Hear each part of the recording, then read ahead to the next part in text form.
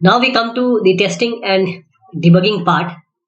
So what we are going to see in this session is important concepts pertaining to program testing, then about black box testing, equivalence partitioning and boundary value analysis. Then we'll talk about white box testing, debugging, then unit integration and system testing, and then we'll summarize. So how do you test a program? You input test data to the program and you'll observe the output, and you'll just realize whether the program behaved or program executed in the manner in which you might have expected. So you'll provide some input and to the system, to the software you have made, and then output you will try to realize. So this is what happens in your testing, in a broad view. If at all the program does not behave as expected, and this is going to happen quite often, we will note the conditions under which it misbehaved or it failed, and then we will try to debug. Debug means D and bug. Bug are the problems and D means removing these bugs, and we will try to correct it. So a failure, this let us see the distinction between error, faults, and failures. So failure is a manifestation of an error.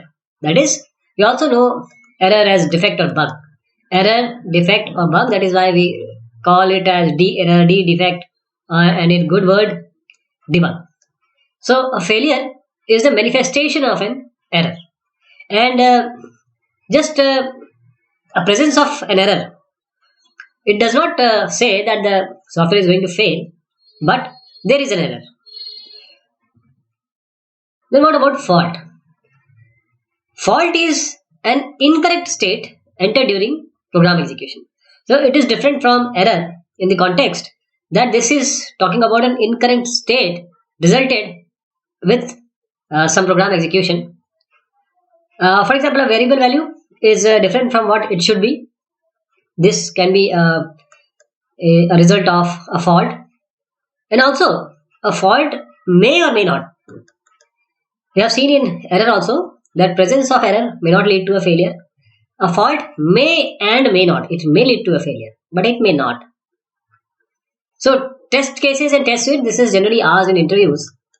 How do you generate test cases? What are test cases? What are test suites? So test a software using a set of carefully designed test cases. And most organizations, just after they complete their requirement analysis and specification, they tend to create these test cases. On the basis of these test cases, the software is tested. So there are always opportunities to create or design good test cases. The set of all test cases combined, we call them as test suites. So a test case is what? It is a triplet. What triplet? I, S, and O. I is the input, is the data input to the system. S is the state of the system. It is the state of the system at which the data will be input. And O is the expected output of the system. So input, data input, state at which the system will be given an input, and the expected output of the system. So this is what test case is all about. Then an important question comes. Generally people say verification of the system, validation of the system. So there is a difference between verification and validation. Verification is determining the process of determining whether output of one phase of development conforms to its previous phase. Okay. Validation is the process of determining what? That once the system is developed fully, it conforms to its SRS document. So verification means whatever you are doing, if 2 plus 3 has to be 5, it has to be 5. But it does not tell that the customer has asked not 2 plus 3, but he has asked for 2 into 3. Okay. And this is checked in validation. So verification is whether you are making the product right. Validation is whether you are making the right product and how you are going to signify the right product. And this can only be confirmed when it conform or comply the SRS document. So verification is concerned with the phase containment of errors. Containment of errors at different phases of your software lifecycle.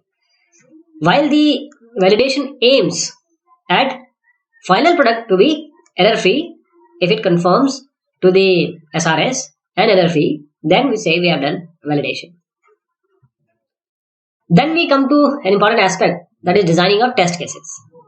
So you cannot test. It is very difficult for any non-trivial system to be tested. This is quite impractical because the input data domain is quite large. You cannot test with each and every input data. So we design an optimal test suite for it will be of a reasonable size and it will uncover as many as error which could be. So it uncovers or resurface the errors which are possible and many of them. So designing of an optimal test suite means reasonable size and uncovering the errors as possible, as many as errors as possible.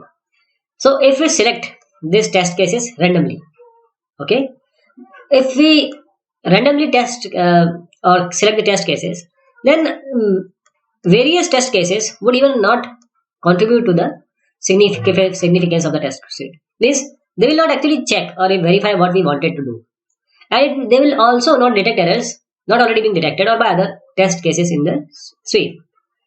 So these are the issues with randomly selecting the test cases. The number of test cases in a randomly selected test suite is actually not an indication of effectiveness of testing. So testing a system using enormous amount of randomly select test cases, it again does not mean that many errors in the system will be uncovered. So just saying that I have made n numbers of test cases and I have tested with it, this does not guarantee that the errors have surfaced or they are uncovered. Just consider an example of finding the maximum of two integer x and y. Simple code is there. If x is greater than y, max is x, else max is y. This should be y. So the test suite will be x equal to 3, y equal to 2, and x equal to 2 and y equal to 3. This can detect an error. Easily it can detect an error that it is whether it is giving a maximum 3 or 2. But you can have a larger test suite like 3, 2, 4, 3, 5, 1. So this does not detect the error. Okay. So a large test suite does not guarantee you that it is going to detect error. But a carefully taken test cases or test suite will definitely do that. So now we know that we need to have a systematic approach, or there has to be some systematic approaches which are required to design an optical test suite. And each test case in this suite, because a combination of test case is only test suite, so each test case in this suite should detect different errors. Test cases should not be like that they are identifying only similar errors. So test cases should detect different errors. There are two main approaches to design test cases. So people talk about black box testing and white box testing, but actually black box approach and white box approach, we also know white box by glass box. Black box and white box approach, they are the approach to design test case, right? So if you are asked how do you design test case, don't start by ISO. I gave some input and output. What was the state? But actually the person is asking you about black box and white box at that point of time. So black box testing, the test cases are designed using only functional specification of the software. Functional specification, because black box means this is a black box and software is inside it and you don't know what is inside. And you are not aware or you don't have any knowledge of the internal structure of the software. That is why this black box testing is also termed as functional testing. While on the other hand, the white box testing, when we design white box test cases, it wants or it requires you to have the internal knowledge or internal structure knowledge of the software. That is why, because we are bound to know the internal structure of the software or the product. That is why white box testing is also known as structural testing, right? So for designing black box test cases, there are essentially two main approaches. One is your equivalence class partitioning and boundary value analysis. Equivalence class, you know that in mathematics we have learned that if a class or if a set is reflexive, symmetric and transitive, then it is an equivalence set, and the same criteria applies here also. And in boundary value analysis, the containment of error or the problems occurs always on the boundary. Means 0 to 100, you check for 0, you check for 100. This is termed as boundary value analysis. So let us see them in detail. Equivalence class partitioning. So input values, they are partitioned into equivalence classes, as I just suggested what equivalence class mean. So partitioning is done. We have various inputs. You partition them. In a way that program behaves in a similar way to every input value belonging to an equivalence class. If this is an equivalence class, means this class has some input, then program should behave to each and every input of this one class of equivalence partitioned class in the similar fashion. So why we are required to define an equivalence class? Just test the code with just one representative value from each equivalent class. Why to create a large test suite? As I suggested, that large test suite is not the criteria of uncovering the errors.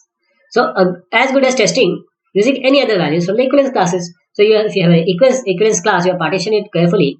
You can just take out one value and just check it.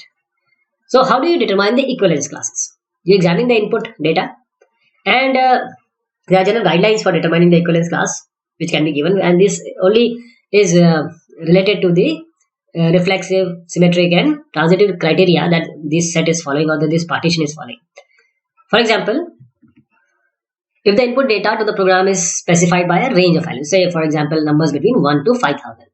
So one valid and two invalid equivalence classes are being defined like this.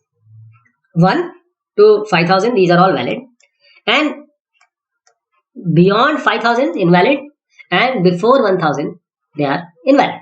Okay, that is how we define it, because in this number line, is sort of number line, you can see that valid portion is this, invalid portions are this and this, left and right. So if input is an enumerated set of values, for example ABC, one equivalence class for valid input values, another equivalence class for invalid input values should be defined. So not only defining the equivalence class, but defining equivalence class for valid input values and invalid input values, they need to be defined. This is very important. For example, a program reads an input value from 1 to 5000. We compute the square root of the input number. What is the input sqrt? So there are three equivalence classes. First is a set of negative integers, set of integers from 1 to 5000, and integers which are beyond 5000, that is larger than 5000. So now we have three equivalent classes. Negative, these are two invalid, and the middle one is the valid equivalent classes, right? This is how we define it. So a test suite must include, if we perform or if we choose equivalence partitioning for this type of testing, which was our black box testing. So a possible test suite can be -5 invalid, 6000 invalid, and 500, which is inside 1 and 5000, that is a valid input. Okay, so this is what we have discussed about testings, the approaches, and finally the black box equivalence partitioning. We will be covering more in later session. Thank you so much. Take care.